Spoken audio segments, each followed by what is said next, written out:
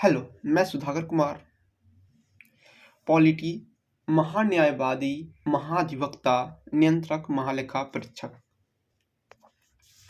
महान्यायवादी किसके पश्चात पर्यंत अपना पद धारण करते हैं? राष्ट्रपति के पश्चात पर्यंत। भारत सरकार के प्रमुख विधि परामर्शदाता कौन होता है? महान्यायवादी। लेकिन राज्य सरकार के परामर्शदाता कौन होता है? महाधिवक्ता होता है, याद रखना है। किसको सभी न्यायालयों में सुनवाई करने का अधिकार प्राप्त है दोस्तों? महान्यायवादी को। महान्यायवादी की योग्यता किसके बराबर होती है? तो ये मुख्य न्यायाधीश, सर्वोच्च न्यायालय के मुख्य न्यायाधीश के बराबर होती है।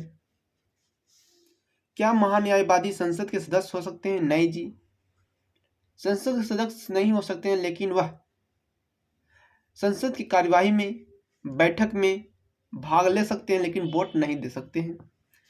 एक गैर सदस्य के रूप में संसद की कार्यवाही में कौन भाग लेता है? एक उपराष्ट्रपति और दूसरा महान्यायवादी। राज्य सरकार के कानूनी सलाहकार के रूप में कौन होता है? महाधिवक्ता होते हैं। नियंत्रक महालेखा परीक्षक की चर्चा किस आर्टिकल में है? तो आर्टिकल नंबर 148 में नियंत्रक एवं महालेखा परीक्षक की चर्चा है। याद रहे, आर्टिकल नंबर 76 में महान्यायवादी की चर्चा है।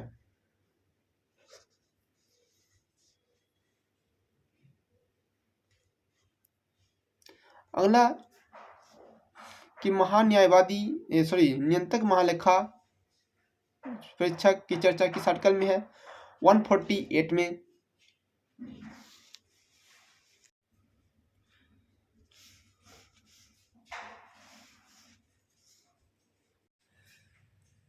नियंत्रक महालेखा परीक्षक जो अपना रिपोर्ट है किसको देता है? तो राष्ट्रपति और राज्यपाल को देने का काम करता है। नियंत्रक महालेखा परीक्षक का कार्यकाल कितने सालों का होता है दोस्तों? 6 सालों का नियंत्रक महालेखा परीक्षक की कार्यकाल होता है। नियंत्रक महालेखा परीक्षक का अपना रिपोर्ट को अंतिम कार्यवाही करता है संसद। यानी बोले तो नियंत्रक महालेखा परीक्षक अपना रिपोर्ट राष्ट्रपति को देते हैं अथवा राज्यपाल को देते हैं।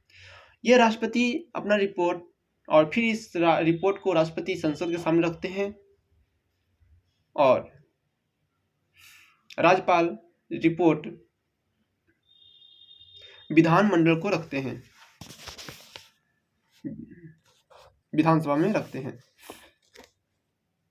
आर्टिकल नंबर 148 में नियंत्रक महालेखा परीक्षक की चर्चा है और 149 में नियंत्रक महालेखा परीक्षक के कर्तव्यों की चर्चा दिया गया है। अगला कि देश एवं राज्य के वित्तीय लेखों के परीक्षण कौन करता है? नियंत्रक बोले तो नियंत्रक महालेखा परीक्षक देश एवं राज्यों के वित्तीय लेखों का परीक्षण करता है। मूल कर्तव्य संविधान में अंतः स्थापित कब किया गया? मूल कर्तव्य को 1976 में 42वां संविधान संशोधन के द्वारा लाया गया। मौलिक कर्तव्य में की चर्चा किस आर्टिकल में है? तो 51 के ए में किस संविधान संशोधन द्वारा मौलिक कर्तव्य को शामिल किया गया? 42वां संविधान संशोधन के द्वारा। भारत के प्रत्येक नागरिक को मौलिक कर्तव्य होगा कि वह प्राकृतिक पर्यावरण का संरक्षण करे एवं सुधार करे। ये बात किस आर्टिकल में लिखा गया है?